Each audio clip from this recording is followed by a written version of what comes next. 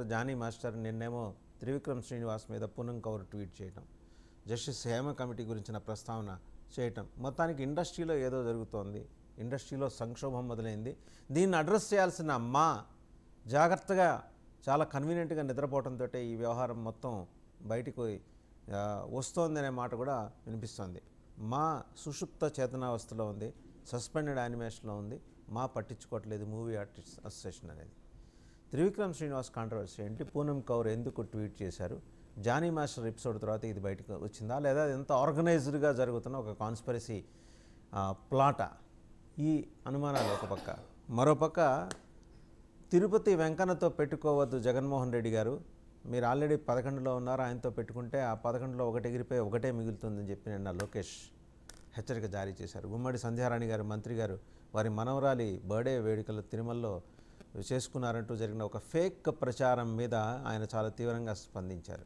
మొత్తానికి ఏంటంటే సూపులో పడిపోవటం వైసీపీకి రోజు అలవాటైపోతుందంట. ఇవి కాక ఇంకా ఇతరత్ర చాలా అంశాలు తెర మీద కొన్ని 100 రోజుల పాలన, వీటన్నిటి మీద బిగ్ డిబేట్లో మనతో మాట్లాడటానికి ఉన్నారు పాదయాత్ర వెంకటేశ్వర రెడ్డి గారు, వైసీపీ అధికార ప్రతినిధి. నమస్తే వెంకటేశ్వర రెడ్డి గారు. నమస్తే అండి.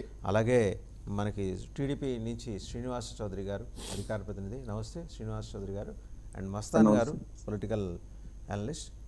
మిగిలిన గెస్టులు కూడా మరి కాసేపట్లో పెద్దిరెడ్డి రవికిరణ్ గారు, రజనీ గారు కూడా మరి కాసేపట్లో జాయిన్ అవుతారు.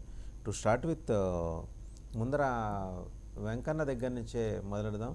ఉప్పలపాటి శ్రీనివాస చౌదరి గారు, చూసాం కదా, అంటే తిరుమల కొండ మీద అధికారులు మారారు, సిబ్బంది యాజ్ ఇట్ ఈజ్ అలాగే ఉన్నారు, మిగిలిన వ్యవహారాలన్నీ వాళ్ళు జాగ్రత్తగానే నడిపించుకుంటున్నారు. 100 రోజులు అయిపోయింది. ప్రక్షాళన తిరుమల నుంచి మొదలెడతామన్నారు.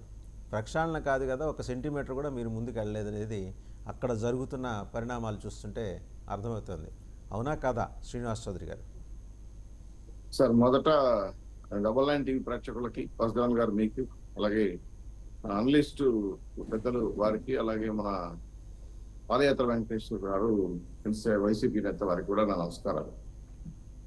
తిరుమల తిరుపతి దేవస్థానం అంటే ఒక ఆధ్యాత్మిక కేంద్రం.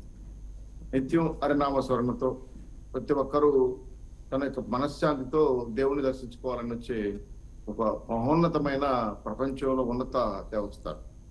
అటువంటి దేవస్థానంలో అరాచకాలకి, అక్రమాలకి, దుర్మార్గానికి గత ప్రభుత్వంలో కేరా పట్టర్స్ అయిపోయింది. దాదాపు అన్నప్రసాదాల కనుంచి దర్శనం వరకు భారీగా కుంభకోణాలు జరిగాయి, అమ్మకాలు జరిగాయి. ఒక వ్యాపార కేంద్రంగా తిరుమల తిరుపతి దేవస్థానాన్ని మార్చేశారు. ఎన్నో రకాలుగా అక్రమాలు జరిగాయి.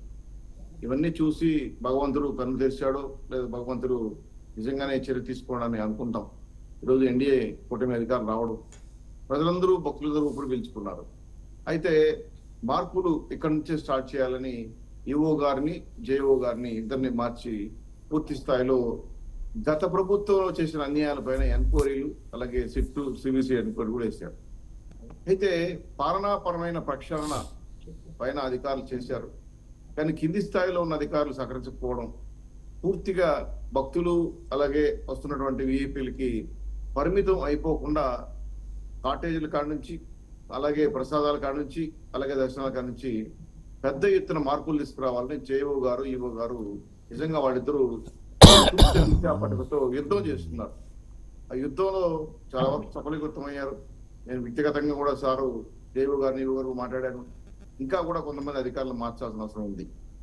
అయితే తిరుమల తిరుపతి దేవస్థానంలో ఏ తప్పులు జరిగినా భగవంతుడు చూస్తా ఊరికే ఉంచుతారు. మరుక్షణం అంటే ఉంటే కర్మ సిద్ధాంతం ఉంటారు కదా, వెంటనే ఈ జన్మలో నిర్మించుకోవాలి. మా సంధ్యారాణి గారు ఆవిడేదో కొడుకు బర్త్డేనో ఏదో జరుపుకున్నారు, దాన్ని కొండ మీద జరిపినట్టు బ్లూ కుల మీడియా చేయటం అనేది చాలా బాధాకరం. వాళ్ళకి ఏదో రకమైన ఫేక్ న్యూస్లు పెట్టడం అనేది చాలా బాధగా కలిగిస్తారు. నిజంగా వాళ్ళు ఇంట్లో చేసుకున్నారు, దాంట్లో అక్కడేదో సరదాగా వాళ్ళు డాన్స్ కూడా చేసుకున్నారు.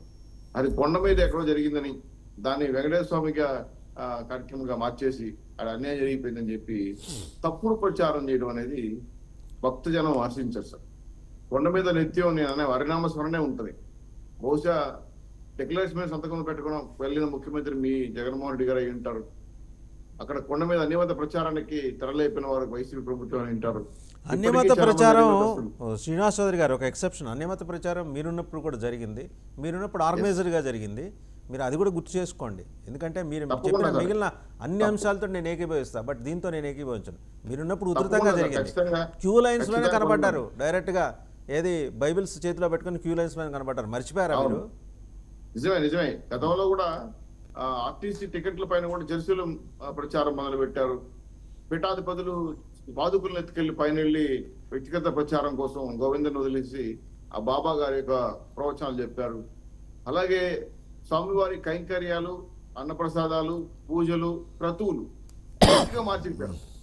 ధర్మారెడ్డి నాయకత్వంలో ఆయన ఇష్టం వచ్చినట్టు ఆయన సొంత స్వరాజ్యంగా మార్చేసి కస్టోడియన్ గా ఉండాల్సిన ధర్మారెడ్డి పాలనాపరమైన చర్యలు తీసుకొని ఆగమ వైశాఖ శాస్త్రాలను మార్చేసిన మహానుభావుడు.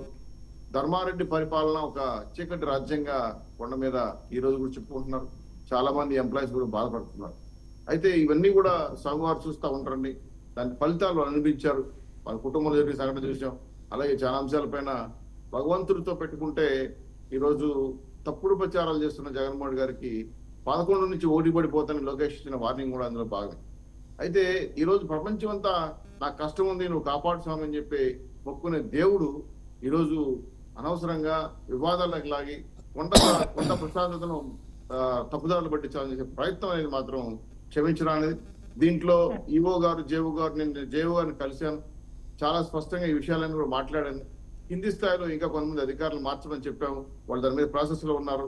నాకు తెలిసి ఒక 2-3 రోజులు లీవ్ లో ఉండి నేను వచ్చి వరుసగా మీటింగ్లు పెడుతున్నాడు జేఓ గారు.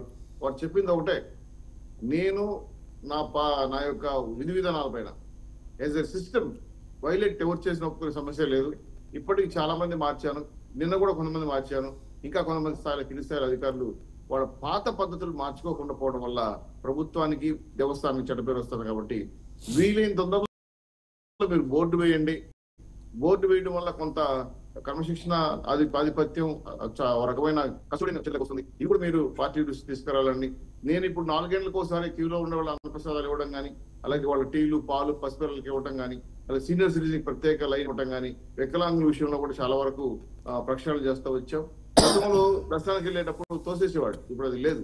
శ్రీవారి సేవలను పెట్టుకొని చాలా స్పష్టంగా గోవిందా మీరు ముందుకెళ్తే వెనక్కు వారు దర్శనం చేసుకుంటారని చెప్పి సున్నితంగా చెప్పడం కానీ, ఇవన్నీ చూసిన తర్వాత బయటకు వచ్చిన భక్తులు అన్నప్రసాదాలు తింటే మాత్రం ఎప్పటికీ మర్చిపోలేడు సార్. అంత అద్భుతమైన టేస్ట్ తో, బ్రహ్మాండమైన శుభ్రంతో చేశారు. గతంలో ప్రభుత్వం అదేదో మిల్లెట్స్ పేరుతో దాన్ని క్యాంటీన్ గా మార్చేసి వ్యాపారం చేయాలనుకున్న విధానం తప్పుడు విధానం అని చెప్పి ఈ రోజు చేస్తున్న కార్యక్రమం ప్రక్షాళన చాలా బాగా జరిగింది.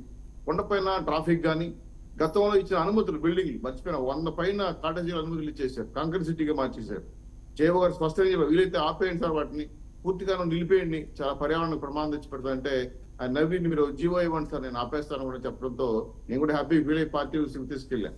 అయితే ఆపడానికి ప్రయత్నం చేయడానికి బోర్డు కావాలా, అది అధికారితమైన బోర్డు ఉంటే బాగుంటుందని చెప్పి మళ్ళీ చెప్పడం అనేది కూడా మాకు కొంచెం ఆనందం ఇచ్చింది. అయితే కొండమైన ప్రశాంత వాతావరణం తీసుకురావడంతో పాటు నేను నాకు విషయం స్పష్టంగా చెప్పాను సార్.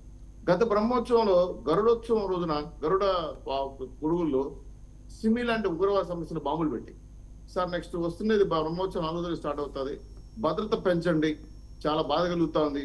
కొండ మీద ఆక్టోపస్ లాంటి సమస్యలు నిర్మించకపోతే భద్రత ప్రమాదం తీసుకొచ్చి పరిస్థితి పడతా ఉంది. ఈ ప్రభుత్వం అరాచకాలు తప్ప ఇంకోటి చేయలేదు గత ప్రభుత్వం. అవి ఎక్కడ పునరావృతం అయితే మళ్ళీ మా భక్త ప్రజలకి ఇబ్బంది, భయాందోళన గురవుతారు. ప్లస్ ఏంటంటే బ్రహ్మోత్సవం అనేది ఒక 8 లక్షలు 10 లక్షల మంది గరుడోత్సవం రోజున వచ్చి హాజరయ్యే పెద్ద సమూహం.